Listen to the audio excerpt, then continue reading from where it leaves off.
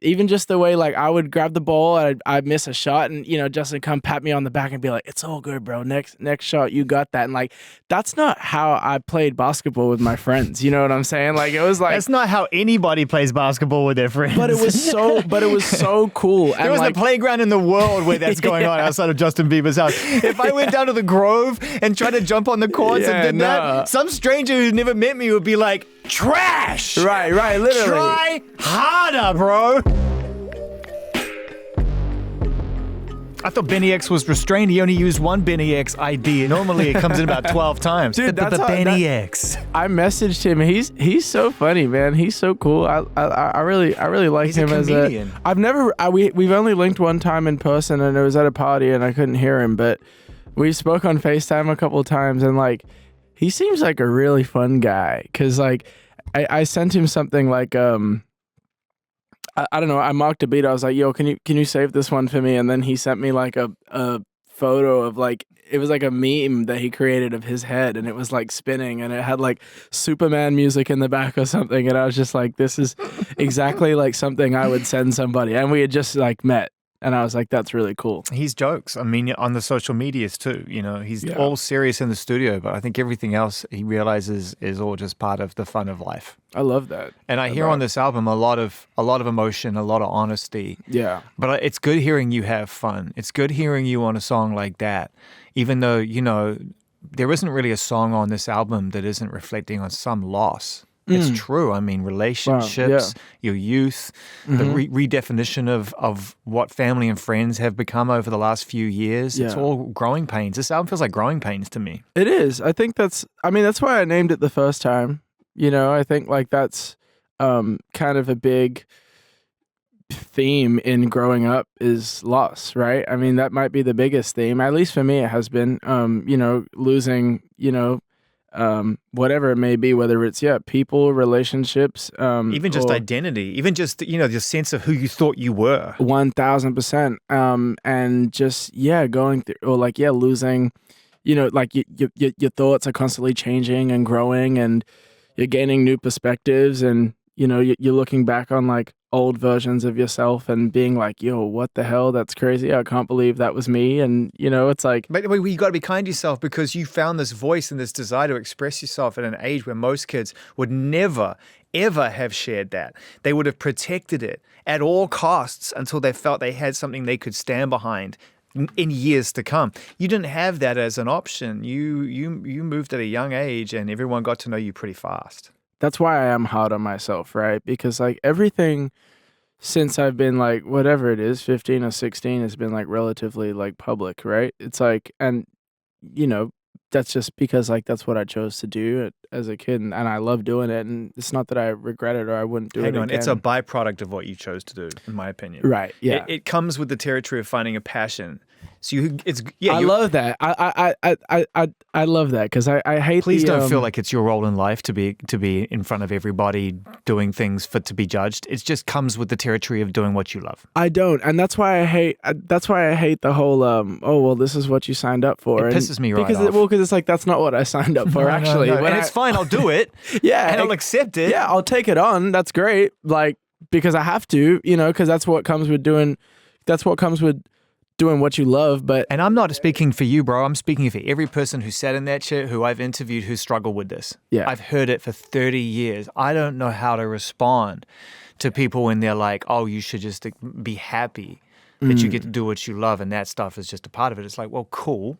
Yeah. But life's still life. Life's still life, and life is tough, no matter what you're doing, no matter who you are, no matter how much money you have, no matter, what it is, there's still things, like obviously become relative to your life, right? And like the more you keep like growing and changing and moving, different things become, you have different problems and different things start coming. Like, when I thought, simple things that I was able to solve, simple problems that when I was younger, that I was able to solve with success, those are solved, but then a whole new batch of problems come that, maybe it's because I'm growing older, and, I think when you do grow older, you feel problems a lot more, right? Like you feel the weight of those problems a lot more, at least I do. When I was younger, it was always a thing. I mean, dude, you met me when I was 15 or something, and like there was no telling me no, you know, right? Like, and that's how I felt about everything, was like, I could do anything that I wanted to, and it doesn't matter what situation I'm in or what's going on, you know, like, this is temporary. And then as you get older, things start to become a little more real to you, right? Well, you and become feeling protective of what you build around you, the Exactly. relationships, Yeah. the stuff you acquire, the stuff that makes you feel secure. Yeah. You become protective of it. Yeah. And that's when the fear kind of kicks in. You know, when you're young, what do you got to lose? Fear. That is like that's a big thing, dude. For me, it's like, I talk about this with my friend Billy all the time. I have a friend Billy who's a lot older than me, and we make music together. And one of the big themes that we talk about is like fear, that fear of like losing everything, right? You know, of like fucking up, or like, you know, making the wrong decisions, or like doing, even it's like the littlest things, like doing the wrong things with your money, or making a fool out of yourself, right? And that's like something that I think, I don't know, maybe I'm looking in the wrong places. I haven't heard a whole lot of people talk about this, but I think like a lot of things that, you know, even when I talk to other artists and stuff, like, I like a big theme is like, fear, like when you get successful, like fear of like losing that, you know? Which is like a real thing. I think it is. And I think there's a lot wrapped up in it. And I think from conversations I've had with some people in the past who've been open about this as well, like you are right now, and we appreciate it. It's good to talk about, is that you also kind of, when you start and you are searching for things that are exciting, that you love to do, and you probably think, like you touched on before, they're going to solve a bunch of problems. Mm-hmm. And it becomes this kind of costume, this almost armor, this superhero outfit you put on. Yeah. And then what happens if you lose that? And you're stuck back with the person who has the problems. And so the only way forward is to deal with the problems. And to your point, the music, the success, the travel, the attention, the distraction is never going to get to the root of the problem. And you shouldn't be in any hurry to fix them either. It's a life's work. 1,000%. Well, and the thing is, nothing is ever going to be fixed. You know, you're never going to be fixed in life. And I think like that's something you have to accept at some point, is like, we're all, you know, work in progress. We're all broken people, and we might never be fixed, you know, because that's just how life is, right? Like, there's always going to be stuff we're going to have to worry about, like things like anxiety, things like, you know, those things are always going to be in our lives. It's just about how we deal with them and how we address things and how we like take care of those things, right? I've been doing a lot of like therapy and stuff recently, and one of the things that when we talk about like anxiety, right? Because I deal with a lot of anxiety stuff, like constantly every day. And one of the things was like, we talk about like what feeling you get in your body. Is it a feeling in your body? Like, where do you get it? Do you get it in your head? Do you get it in your chest? And I feel a lot of my anxiety like right here. And something that my therapist told me to do was to almost like, instead of like trying to fight it, right, and push it down, you kind of got to like take care of it, right? You got to like put your hand and like talk to that feeling, right? Talk to how you feel and like take care of it and nurture it. And I think that was such like a cool thing, because like, yeah, the more we try to like fight that stuff and like run away from it and act like it doesn't exist, like the bigger it grows. And like sometimes there is kind of like a beautiful thing in just accepting that, all right, this is going to be a part of my life forever. And like, maybe like we can make friends, you know, maybe we can like be cool to a certain extent. Well, to some degree, it's trying to protect you. It's like another version of you, right? That's like living there. Whoa, don't do that. Whoa, totally. I'm scared, I'm freaked out. Mm-hmm. And I totally get that. I've been doing therapy for years. I relate to what you're saying. And I think it's important that we do look at these things, these experiences that create these feelings of immovability, depression, anxiety in a different light. We don't look at them as enemies, and to some degree we accept them as who we are. Yeah. And figure out where they come from over time. Yeah. Music helps. It helps for me to listen to. Same. Like, I go to music for so many reasons. I get emotional talking about it because it's been such a constant in my life as a friend. Mm-hmm. And sometimes it's the friend I don't even want to listen to because it's too painful. Yeah. But it's like, no, you have to listen to me. You got to go through this right now. You got to put me on, listen to me. Like, listen to this right now. So, fuck. Do you have a go-to? I have a playlist. I have playlists for the, like, Let It All Go playlists. I got a playlist, which I'll share with you, which is called not gonna lie, these songs will fuck you up. That's what it's called. I love that. And it's just a feeling, right? Where do Yeah. you go? Let's pick a few moods and pick an example of something that you love, and let's stay where we are, and then we'll move into the upbeat. Yeah, there's a few things. But over the past year and a half, the most consistent thing when I'm like, there's a lot of different music, a lot of different artists that I go to when I listen, but I think the one artist, whenever I feel like so, you get into those states where you're like so disconnected and you feel like you're almost floating and nothing really is going on. The one artist that I always put on that, like, sometimes you don't want to listen to any, you have to find the right thing. And Elliott Smith for me has been so big for like, and it's like, it sends a different like frequency through my body that just is like, oh, okay. Like, it's like so soothing, right?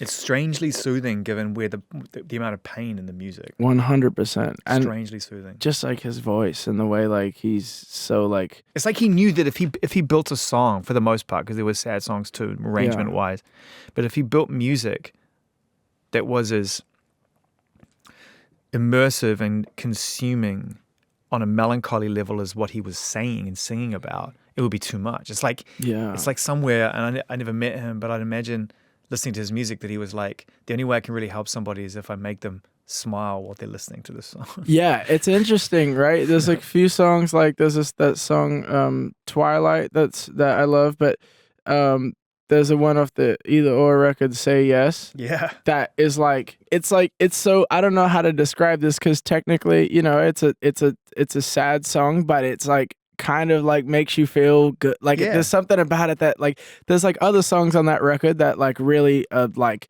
heavy, and then that one is kind of like it, even though it's like there's something about it that makes you that attends to the sadness, but it's like it's celebrating melancholy in a weird way. It's saying it's totally cool to say to acknowledge what I'm saying and feel the same thing, but we can also get up and get on with our day. And it's so crazy. I put on that song sometimes, and it just like it when you're like in a crazy thing, and then it just kind of like everything clicks, and it's like, oh, okay. Dude, I'm listening to a lot of ambient and very deep piano related music, but on the contrasting level, like there's this duo which I'm raving about called A Winged Victory for the Sullen. They've been around for some time, and they make beautiful, beautiful ambient piano driven music with strings. It's incredible shit.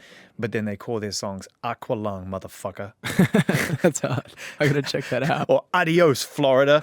Like, Adios, Florida. Like they have real like sense of humor in their shit. That's cool. But their music is just, and I just sit there and lose hours to that. Like I'll stare at a plant for like 90 minutes, just listen to that. And like, where did the time go? Yeah. That's like my sweet spot. I love, I'm moving around so much every day. So I love when I'm driving in the car, I'll just put my window down, just put something on, just like let the breeze hit my face, like Deftones is my driving music. Oh, wow. Deftones. You know what's crazy? I've been listening to a little bit of Deftones recently. I've been just getting in. I'm yet to really go in, but like I've been listening to a few songs. There's a few songs that I really love. You got to put me onto all that. I got your introduction playlist. I got the one that's gonna be like every song is like, and not even the hits. Yeah, just the deep cuts that are gonna make you be like, oh fuck, this is so deep. I want to hear them. They're so deep. I want to hear them. Well, anyway. That was a really great little kickoff to what is a conversation which is by design ready to focus on what I think is a remarkable achievement, bro.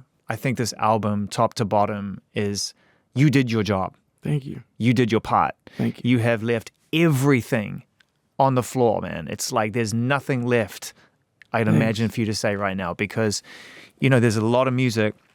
When I pressed play on it, I was like, nah, I can't be that consistent. Like only SZA and a couple other people right now I can think of make albums top to bottom. By the way, SZA's album, top to bottom, incredible, unbelievable. Like, well, check it out. So is yours.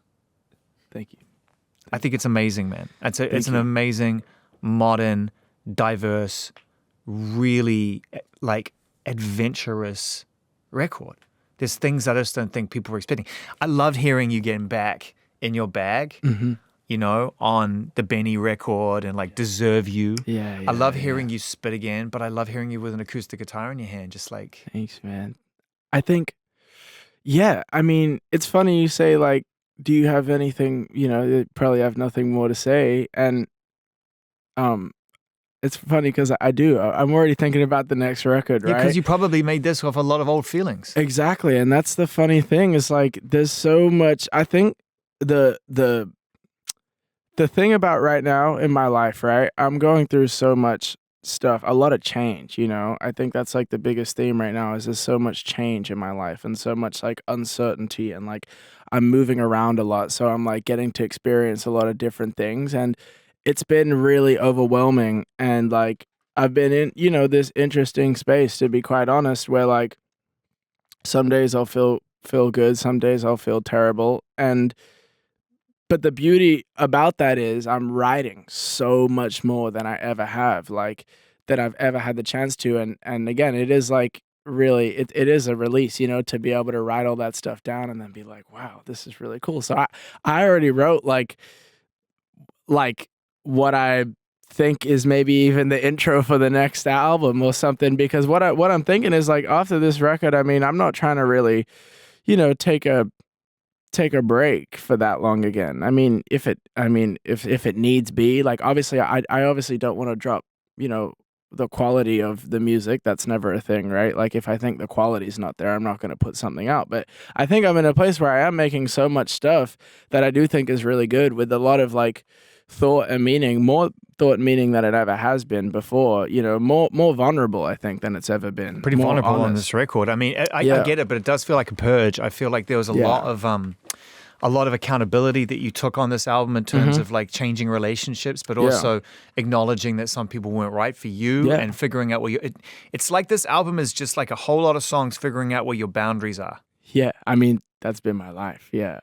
You know, yeah, it's been like it's been crazy. It's been really crazy. Well, let's talk about it, bro. Let's as much as you feel comfortable. I mean, let's talk about boundaries begin at home. You're a young person.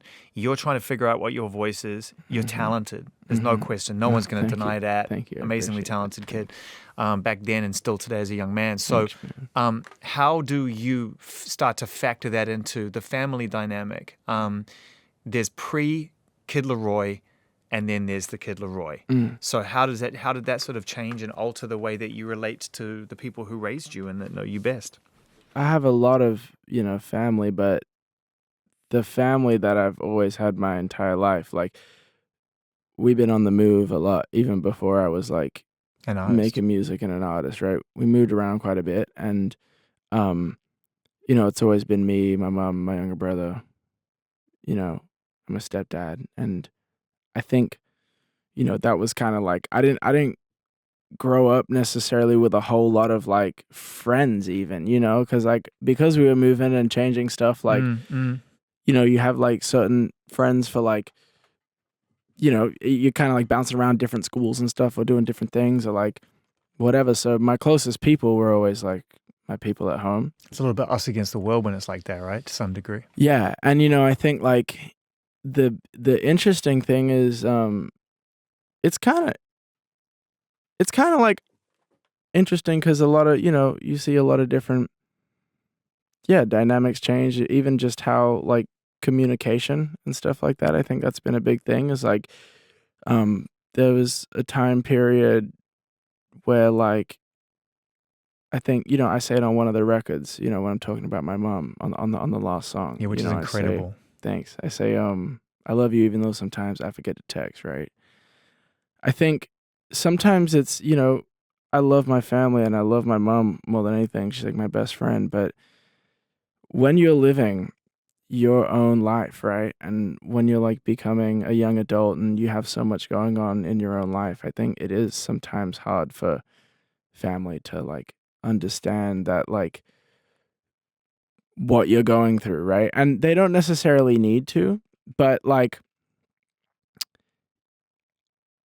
I think recently what I've been working on is trying to bring them closer to what's going on and how I'm feeling, right? Being a little more vulnerable because I think for a long time, for the past like 2 years, maybe even 3 years, like 2.5 years, whatever it's been, I've been very like, you know, I never want to let them know like I'm not good, you know, or I'm not okay, or like I'm Because feeling you feel a bad. responsibility? Yeah, exactly. I feel a responsibility to like, Adding to the balance of things rather and than. also being like a leader for my family. You know, I feel like I want to be a leader for my family, and like I am a leader for my family. And I think like, I don't know, I've been working recently on trying to just like involve, talk to my mom more about like how I'm feeling and like being a little more vulnerable, and which is hard because, you don't, as a young man, you don't want to be, it's hard to talk to your mom about things like that, no matter who you are. Especially when It's like, when you feel like you've absorbed a role, whether you realized it or not, that is by its very nature strong. it's strong, and like I have to be, and I've always felt like, all right, like I've always had that feeling of like I have to be good so everybody else is good, right? And like and that I think is what happened. That's what tends to happen, right? Like sometimes when like my mom's texting me and I'm not responding, and I think sometimes she thinks it's like, oh damn, like you're forgetting, and sometimes I'm just so overwhelmed and I don't know how to approach things, right? But at that same time, it's always for me in my head. I've always thought like, okay, family, which is by the way not thinking that I co-sign. I'm working out of it, but for the longest time it was always like, okay, well, you know what? Let me attend to all these other people because they don't know me, they don't know my heart. I'm gonna attend and try and make everybody happy because I tend to like be a big people pleaser. I want to please everybody. I want to make sure everybody's happy. So let me go and attend to like this person over here and this, and let me make sure these people feel okay and these people like don't think I'm rude or like whatever, and I'll get to my family because they love me, and we have a love that's like unspoken, and what you realize is that like family needs just as much attention as everybody else, if not more. People still, your family still wants to feel loved, even though they like, Yeah. even though there is that unspoken love. It's like you still have to, go and like put in that time and put in that like, No question. No question. But the question is, on top of that, is where's the time for you? Because that sounds exhausting. yeah. I mean, time. Making sure that everybody that you meet over time that you want to forge a relationship with of any foundation, that they're okay being a fixer, can relate to that, dude. I can relate to that. Yeah, 100%. And when I got to a point in my life, because I'm much older than you, was I just was tired. Yeah. I was like, this has been an exhausting time doing that. 100%. Well, I think that's why I get in those like states where like, people will try texting me and I just won't be responding to anybody because I just get so overwhelmed and I'm like, this is too much. Let me just like be in my own shit for a second. But like, again, what you realize is that like you do have to just address things head on. It's better to address things now than like later down the line because it just builds up and it just like grows into bigger stuff that like you don't want to have to deal with down the line. So I think that's something I've been working towards is like just like trying to like like really pay more attention to like being more vulnerable with my family, as opposed to being like the guy that like has to like be like the leader and the strong guy and nothing's ever wrong with me. Like I think that's where I'm getting at with all this is more so I'm trying to be more vulnerable with them because I'm trying to encourage like my younger brother to be more vulnerable. I'm trying to encourage my mom to be more vulnerable. My mom is like the toughest cookie I know. Like she doesn't crack, like she's like always my whole life. And I think the reason I do this is because my whole life I've always seen her, no matter what it is, she's always good and she's always telling us we're good, She has strong resolve. Yeah, it's always like, there's no worries, we're good, and I think I think now what's been really cool is like meeting people like, my friend Callie, my old friend Callie, or like my friend Justin, who's like been really good in all this is like one of the things that like, and I tell Justin this all the time is that like when I first met him, one of the things that was so Justin from Australia or Justin? No, Justin Bieber. Yep. And I think one thing that was like so jarring to me at first, but something that was so beautiful that over time I've like picked up and I've like implemented into my own life because of him, thanks to him, is when I first came to his house to play basketball with him and his friends, right? They were so positive and so loving and so open and so vulnerable. And like I just hadn't, I wasn't used to that, you know, like even just the way like I would grab the ball and I'd miss a shot and, you know, Justin come pat me on the back and be like, it's all good, bro. Next shot, you got that. And like, that's not how I played basketball with my friends. You know what I'm saying? Like, it was like, That's not how anybody plays basketball with their friends. but it was so cool. There was like, a playground in the world where that's going on outside of Justin Bieber's house. If I went down to the Grove and tried to jump on the courts and did that, some stranger who never met me would be like, trash! Right, literally. Try harder, bro. Right, and make you feel like shit. But here's the thing, right? Is like, and I remember like leaving there and just being like, whoa. Were they trolling me? Like, is this real? Like, I just remember being just jarred. Like, I don't know what's going on. And over time, as we kept hanging out and just like the way he was able to like showcase his vulnerability and open up to me and like encouraged me to want to be more vulnerable and open up and want to own my feelings more and own the way I feel and how honest he is about who he is. One of my favorite things about him as he's grown up from an observational point of view and someone who spent a few hours with him on camera having a pretty deep conversation a few years back was that it seemed to me that he got to a place where he was like, how can I be truly inspirational to people if I'm not being honest? Yeah, and that is his thing. He is so honest about who he is and how he feels, even if, you know, I mean, whatever it is, he really owns that. And I think that's something that I took and I was like, wow, that is so admirable. And I saw the effect it had on me just being around that.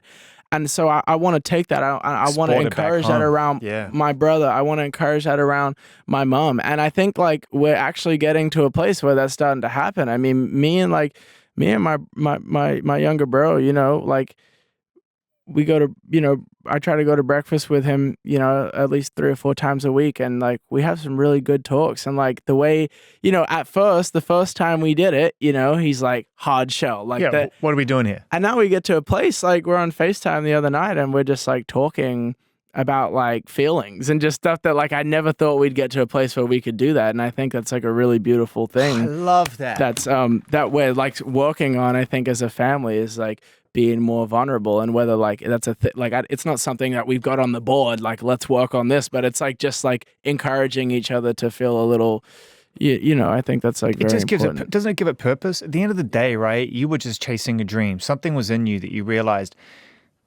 like everybody who finds this thing that inspires them, like, I don't know how I'm going to do it, how I'm going to get there, but I'm not going to stop until I do. Yeah. And it sounds to me from the conversation we're having right now, and I'm just kind of interpreting what you're saying to me, there was an element of that drive that was about trying to heal and repair the family situation. Like, if I can just get success, if I can just get us out of this predicament, we can address all these things on an even playing field without all these other hardships around us that make it impossible for us to find the time to do that shit. And that's what's happening. 100%. But I must know, it's incredible.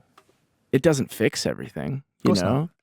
It does give you more, it does give you a better environment and a better space to like be more open to things like that. That's one thing I will say, right? Is like we can be more open and like we have more time to like figure stuff out, but it definitely hasn't fixed anything. Like, you know, like it, like, I guess what I'm saying, the money and success thing, that hasn't fixed anything directly. You know, it's like in indirect ways, you know, you're able to create spaces and stuff, but like there's also a lot of things that like, again, doesn't need to be said, but like that, you know, when you gain that, there's a lot that you like give up and lose when it comes to like certain dynamics with relationships and stuff. And like,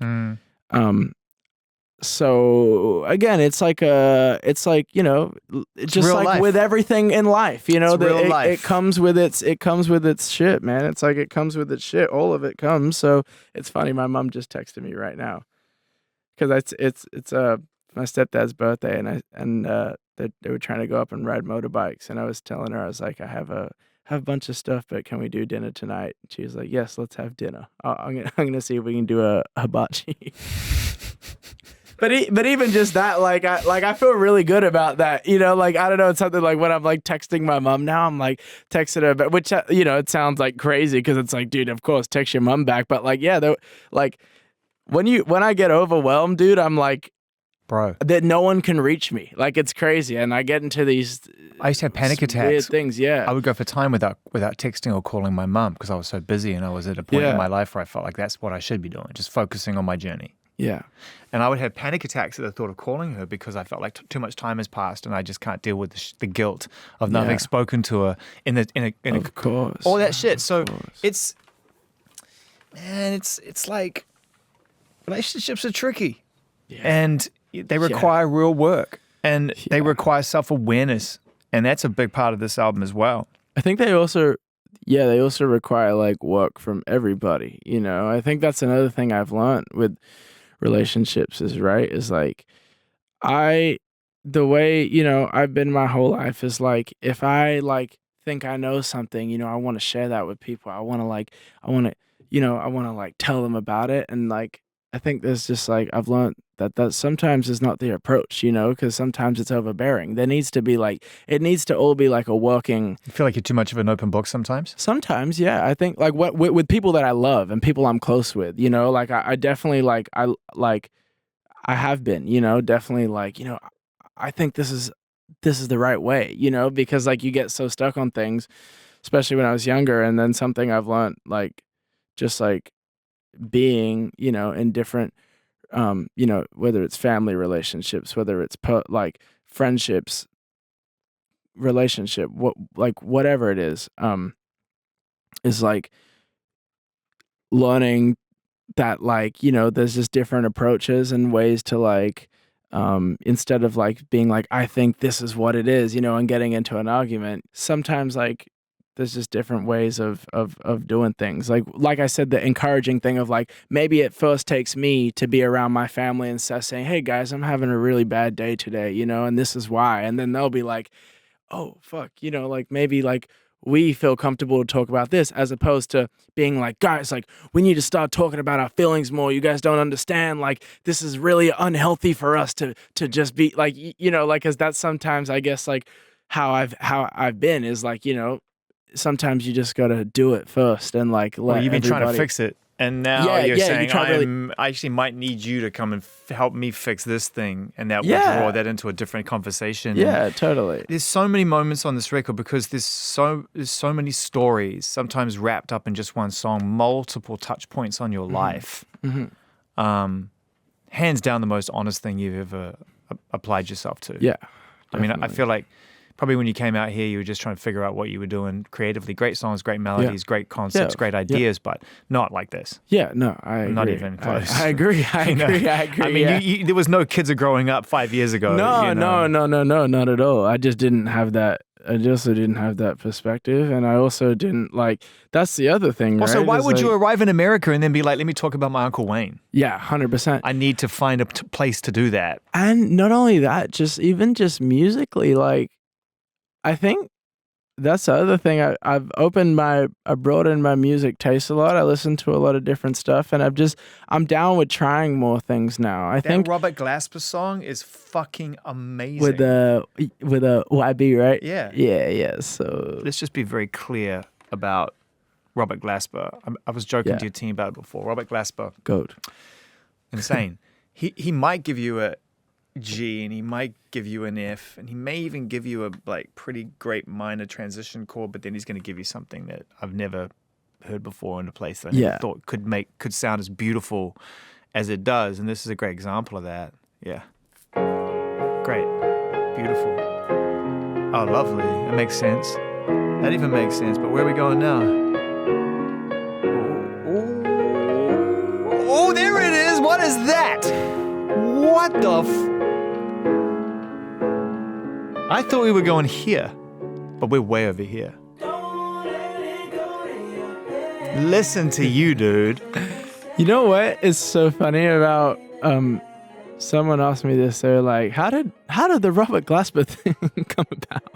And like out of everybody on the record, they were like, yo, how did you and Robert Glasper link? And I was like, well, it was funny. I wanted him to come and play piano at Coachella with me.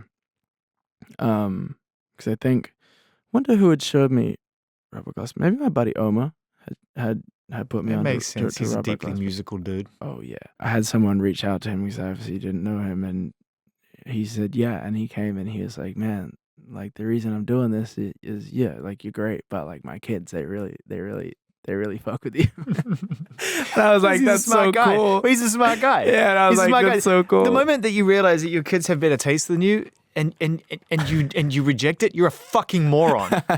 Right? The smartest thing you can do is get out of your own ego and get out of your own way and be like, hell yeah, put me onto that shit. Tell me all about it. The list is long and prosperous for me. It changed the way I do radio and the kind of artists I talk to. My kids are hugely responsible for that. Yeah, no, I really thought that was really cool. Like it also made my day too, you know, being like, oh, that's really cool. Well, like, it's because it's so a double win. Because not only to the kids that to the new generation of music fans appreciate you, and they've been raised in a very musically driven household, right? I would imagine that in the Glasper household, stakes are very high in terms of taste. So they like you, which is great. But then of course you've got Robert Glasper who goes the extra mile and says, look, I'm really stoked that my kids dig you, but I'm also now going to show up and I'm going to commit myself musically to your story. And he gave you some fucking chords. But I want to get back to your singing for a second on this. And if you're listening to this in a podcast environment, then put on the song right now as we're talking. It's called Call Me Instead. Dude, you stepped up. Don't let it go to your head. Things that they said, they made that bad. I'm really proud of how my voice sounds on this song. You know, Unbelievable. that was one thing when I was cutting this. I was like, But it's one thing to double yourself up, maybe even triple vocal by the sound of it. But listen to the single take. How's everyone know what's best for you? When I'm right here next to you. Said that you get it, but you never do. But what are you gonna do when the Said chord that he changes? loves you, it's never true. Here it comes. So now you're torn between letting it in and getting revenge. Something you do here. Being out, so being with your friends. Wait. Closing your heart and keeping it open. Yeah. No, these decisions don't get easy. I told you I would not disappear you. I'm praying for a lifetime miracle. Cause the taste of love in your mouth got sour, sour, sour. Oh shit! Don't trip, I'll be there within an hour. The past yours, but the future is ours. Dude. man, Dude. Shout out Robert. Shout out Dougie. Shout out Oma. you. Shout out everybody who worked on that track. That's Dude, a shout out you. You fucking Michael man. Uzi All worked right, on that one too. All of them. I want to shout out the fucking Blake, Uber all the driver guys, who all brought the you to the guys, studio all the today. guys. Shout out the guy who made your coffee 2 days ago. Best flat white you've had since you left Sydney. Yeah. But shout out all those fucking people. You like Sydney coffee? It's good. like Shout out. You didn't stop claiming the flat white though. That's not acceptable. I New don't Zealanders made the I flat don't claim white. anything, man. Oh, whatever, bro. I'm here. Anyway, shout out you. Like, that's what I'm saying. Like, Thanks. the writing and the performance on this album, man, you fucking went for it. Thanks, man. Thanks. I think I'm very proud of it. And I'm you know, it wouldn't have been possible without everyone who worked on it. So I think that's been the coolest thing is like having, you know, like my base of people like me, Oma, Blake, Tony, and them being able to like have our base and then like bring people in and like Well, they believed in you from do dot. They different knew things. this was Yeah. coming. Yeah, 100%. I mean, you know, Omer and I, we met when we were both like when I first came to LA and when he was just got out of high school, and you know, we were both like nobodies. You know, we were both like trying to get it, and it's been really cool seeing like And then stay. both of us come I mean, you know, up that's together. Yeah, there's it's a been lot. Really cool. There's a lot of songs now in the Omar songbook and the Blake songbook and your songbook. There's a lot of songs. But that song, I mean, dude, you're lucky if you get one of those. You're going to have a ton more. Justin's already had a ton of them, and we'll have more to come. Even with an album as accomplished as this, over the course of 20 plus songs, you must still think about that moment in time as being magic, like a magical moment when Stay was made, because Yeah. it doesn't sound like anything other than magic. Yeah, I mean that, you know, I think about the day that song was made and just like, it's funny how everything just kind of like fell into place that day. Looking back, you know, I came over to Blake's I think just to hang. I don't even think I was actually. We weren't even supposed to do a session. I came to Blake's to hang or like to go see him for something, and I went there, and Charlie Puth was there with Blake. I don't know if they were working or if they were just. I think they were just hanging too, and yeah, Charlie Puth was on the like you got a chance to speak with Charlie. So First time I ever met Charlie Puth, he walked in. We were playing Casey Musgrave's High Horse for the first time ever on the radio. We had a first play. Yeah. No one had heard it apart from Casey Musgraves. There's no fucking way Charlie Puth could have heard that song before. And we had a little keyboard. Hold your thought, please. Had a keyboard sitting on the table because we know that he's pitch perfect and can play anything. And he sat down. He looked up and he saw it was Casey Musgraves. Oh, I really like Casey Musgraves. And he started just adding fucking like piano chords and solos and shit live on the air over High Horse. I'm like, fucking does that? So you know how he is, right? Yeah, I know how he is. So tell me this: does this sound unbelievable to you? We're meeting for the first time, and he's talking to me, and he pretend like the keyboard's here and he's looking at me here. Oh yeah, man, that's like really cool. So like tell me about your day. And he's like just playing the keyboard and he's like just playing like the stay. Yeah. What is like da, da, da, da, like the synth line. Yeah. I just remember being like, yo, what is that? What are you playing? And he's like, oh, I don't know. It's just like... He's like, that is a guest house, my friend. I was just messing around and I said, well, you should record that. We should pull that up. And he was like, oh, like really? Like this? Like da, da, da. No, I swear. Yeah, but right hand. You know him well enough now to know what he's doing.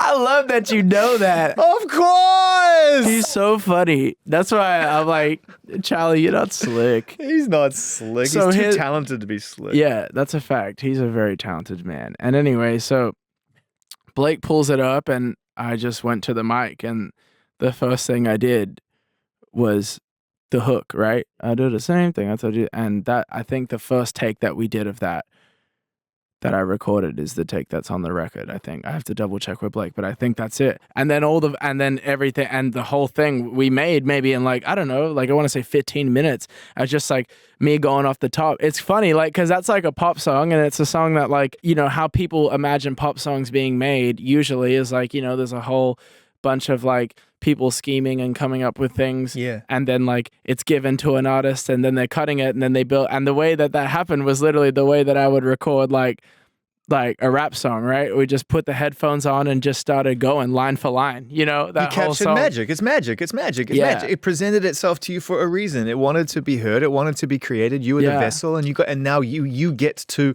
be a part of that song's story. Yeah. And then I remember the one thing that after we had recorded the song, after I'd done it, it was funny, like Charlie was like had a thing on my hook. He's like, damn, I really love the way you did this hook. He's like, let me just move one note. And he like pitch shifted the last so it goes, I need you to stay, yeah. Originally it was I need you to stay, yeah, or something like that. He And went up one. he pitched it, he literally moved it up one and it was just like, Oh shit. That's how you fine. do it. That's cool. Yeah, that was great. Can And I tell you a story about Drop It Like It's Hot? Please. I'm all ears. An engineer who worked on that song told me that apparently they had it. Snoop, Pharrell, they had it. It's all there. Yeah. It's all there, right? Yeah, Everything's yeah, there. yeah. And they're all just in the room listening to it on loop, just nonstop for like an hour, like, oh, we got it. Yeah, we yeah, got yeah. it. We got it. We got it. We got it. And Chad walks in the room for the first time because he's been working on a session next door. And everything's always on. Yeah. So he's like listening to it in real time for the first time. And he's listening to like Drop It Like It's Hot, Drop It Like It's Hot. And he's listening to it. He's got the structure in the real time. He's like, presses record on the session and goes, dun, dun, dun, Wow. dun, Wow. And then it was it. And then that's it. Then That was it. there it is. Yeah. Once. Yeah. Loop it. Put it in. Done. Yeah. Did it in real time. Wow. Didn't even like think about it. Just felt it. And I mean, imagine that song without that. Dude, I'm obsessed with stories like that. Or like, I love when people tell me like Prince stories. So you ever heard any good Prince stories? Well, I mean, you know, I've got. Yeah, a bank. Yeah, I've heard a couple too that like I obsess over hearing that stuff. I mean, like, that to me, I mean, we've lost some greats, and every time we Yeah. lose someone who gives us the gift of music, and we both know this, you know, it's just it's so much loss, and it's different even when you're friends and family. And I've lost friends and family who make music too, but even just as a fan, someone who never met that person, you just feel this immense sense of loss. Yeah. When Prince passed, man, I was like, and the world will never be the same. Like, I mean, you can say that for everybody, but I mean, it was just this moment of like, what do you mean? Like, what are you talking about? Like, I felt like he was going to live forever. I definitely felt like he was going to outlive me. Yeah. You know what I mean? It was a crazy thing. There's some loss on this record for sure. Yeah. There is. We touched on that a little bit at the beginning. There's one song in particular which is very, very moving, I think, and you handle it beautifully, which is Where Does Your Spirit Go? As journeys go, as a song, it being a journey, it starts very contemplative. You know, you repeat yourself in order to establish a trust, and then you really open up and you start telling the story. Can you be as honest about that song as possible? I wanted to just capture how I was feeling. I mean, obviously that was the first step, and I think what comes with a lot of death and grief is obviously sadness, but anger as well, right? Not only just anger for, you know, the events of death, but like anger towards yourself and like regret of like, damn, I wish like I had told this person this, or damn, I wish I did this differently. I wish I had, you know, so, and a lot of that, you know, you can tend to project. And I think that was the thing, was like, you know, like when I say in the song, like, how could you build me up just to leave me now? It's like, how could you get me riled up and hyped up on, like, you know, how could, like, We have so much to do. with so much to do, and then you're gonna fucking leave, like, you know. And obviously that's like not how, you know, but that's a feeling that you feel at some point, you know, as wrong as, you know, like as not accurate as that is, you It's know, valid. someone's not like just trying to deuce out on you, but like It's valid. it's You like, have to live with the loss. yeah, but like that's how you feel, I think, at points of like grief. Is like, fuck, like you feel anger, right? And then just that thing of like, I mean, I always say, you know, I was talking to a friend recently who you know, this song was, you know, about Juice and about my other homie Sake, whose Sake was actually there that night when we first met, which is crazy, and I have him tattooed right here. But yeah, the song is about. Is he one of the guys on stage with you that night? Yeah, and yeah, that one's, yeah. So it's about Juice and Sake, and I was talking to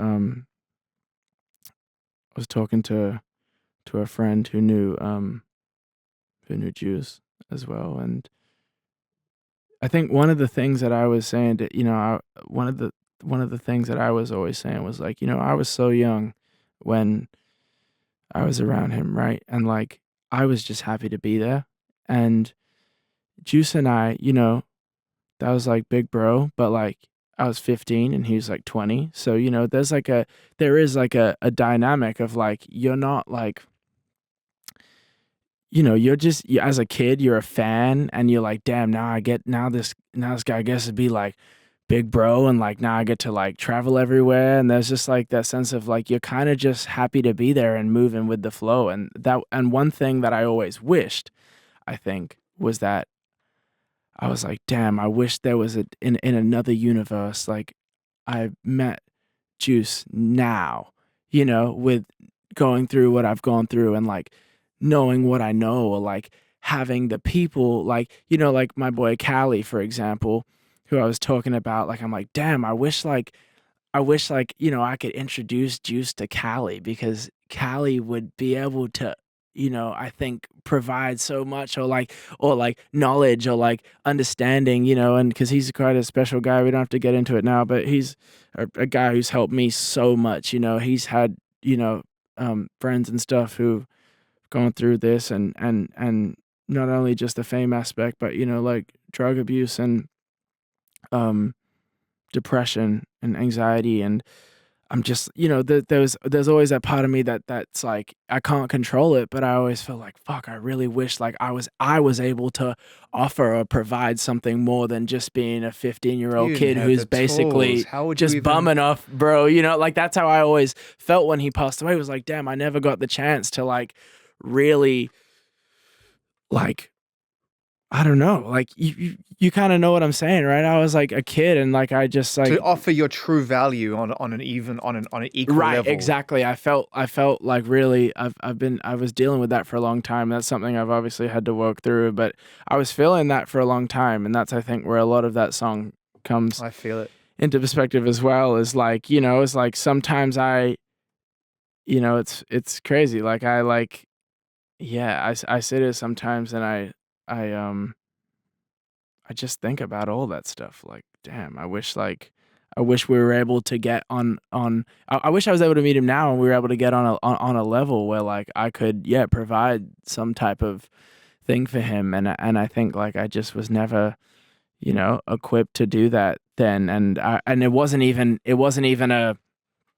And that was something that Wasn't I even an always was option. like, yeah, it wasn't even an Wasn't option. even now that we're looking at you going, hey, what's your take on this? Yeah. Oh, It's no like- one was looking to me. My take didn't matter. Again, that was a funny thing. I was like 15-year-old kid. I'm an artist, and like, like living in bro's house. I'm just like grateful to be here and grateful to be around, everything, and grateful to be around these people, and grateful that, my life is changing. That was what I was grateful for at that time. And it's just funny how you get older and perspectives change, and you're just like, damn, I really because that was the other thing. I guess that was the other thing, right? I used to be like, there would be times, and this is like very honest and very vulnerable. There were times when I was a kid where like I didn't understand what Juice was going through, and I'll be the first one to say that right now. I didn't understand what he was going through when it came to fame, when it came to all this other stuff. I didn't understand that at all. And so I used to put it down to sometimes, as much love, as much as you're like, damn, like this guy's like the best in the world. Sometimes you'd be like, damn, what's going on with bro? Like, why is he, why is he feeling like this? Or why, why is certain things happening? You don't understand that. And it was funny when I started going through all this shit. I had a day where I just fucking broke down, and like it gets me emotional even just thinking about it, because I was like, holy shit, dude, I fucking get it now. Like, and I'm so like, and that was one of the things that I regretted, was not being able to understand him properly, was not being able to really understand like why he was feeling this way, or why he was, and it's only something that, not a lot of people can understand. It's very unique to that situation, and that's why it's so tough when it comes to like dealing with that stuff, because this situation is so unique, right? It's like it's something that's like, so yeah, it's like that's kind of all of that is like in that song. That song is it's powerful. like frustration, sadness. I wasn't even sure I was going to talk about it, because I knew it was going to be a tough one to talk about. I think you've done such a beautiful job of conveying very clearly what it takes to grieve through into a new clearing. And that's not to say you ever leave it behind, but where you get out into an open space again. And to me, that's what that song represents, is like accountability on all sides. Like, how could you, but how could I, and how could all of us, and it is what it is. And to acknowledge that is all part of the process. And the only reason I want to talk about the song is because it's rare that one as honest as that shows up on a record like this. And I think the song deserves that credit, and you wrote it, and so do you. And I can't even imagine what you've been through, but I'm glad you're here. And I'm glad that whatever you're sort of figuring out, it feels like you are coming to terms with the journey up to this point, and they're acknowledging that there's a lot more to do. A lot more to learn. do. And exactly. And that's what's cool, right? About like life is like, I don't want to be the same way forever. You know, I want to keep learning. I want my perspective to keep changing. I want to be, you know, like almost like proven wrong or something, you know, like not even proven wrong. I want to, you know, I want to be able to have healthy growth. I think that's more so what it is, right? Not be proven wrong. It sounds so negative. Like I want to be able to have healthy growth and like look back. I want to be able to look back in like a year, 2 years time from now and be like, oh, damn, I'm happy that like my perspective's changed on certain things. How old are you now? 20. I just turned 20. Yes, sir. Happy birthday. Thank you. I told the story so many times. We've talked about it so many times, man. It's even more poignant now that your friend is sadly no longer here to experience this with you. But that night in Sydney, bro, holy shit. It was crazy. It just doesn't happen. You just don't meet someone that immediately and go like, fuck. That was like you know, you really made my life with that, to be honest. You know, it's funny, like I think that's another thing that we underestimate, I think, as people of like, you know, whatever it is, like stature or like success or influence, whatever the word may be, right? Is like how much like we can impact somebody just by like being nice, you know, just by being kind, you know. And I just remember walking away like that motivated me so much, being like, wow, Zane Lowe believes in me. That's you know what's really cool. funny? I told this to your team before we started this, because this will be the first of many conversations we're going to have. I've been waiting to be able to spend an hour just to kick it with you, so we only have to talk about this once. But I said that to your team when I left that night, in the 2 minutes that you had to tell me what your plan was, which, by the way, has all worked. I think you get one for that. It's all worked. I walked out, and me and my friend JJ Corsini, who was with me that night, we looked at each other and we said, damn, if we were ever going to build something together, we'd build it around that guy. That's what we said. Because it wasn't just the talent, dude. I mean, you know, I pulled your record up because the music was on point and you were fucking sick on stage and it was a great energy. It's because of you. Yeah, it's because who you are inherently. Now I think you're just realizing it on this record. I think you're just realizing what people have seen. And now you get to kind of control it a little bit from your perspective. Right. Does that make sense? Right. Oh my gosh. Yeah, dude, totally. I think that is the thing, right? Is like now I'm I feel more like creatively open than I ever have. And I think part of that was feeling before that I needed to fill a role, right? I don't feel like I have to fill a role anymore. I feel like I have to, my job and my duty is to give people who I am and like do whatever the fuck I want, you know? And like, and that was just a me thing before, was feeling like, damn, I need to fill a certain role right now. And now I just don't feel that way anymore. I'm much more comfortable with like talking about, you know, being a little more vulnerable. I'm just more comfortable with like who I want to be moving forward, you know. And I think that's something when you're young, you don't know who you want to be moving forward. I'm still figuring it out. Especially when you're in the house and you've taken on the role of a leader, why wouldn't you then try to build the same world for yourself? Yeah. In your job? Yeah, totally.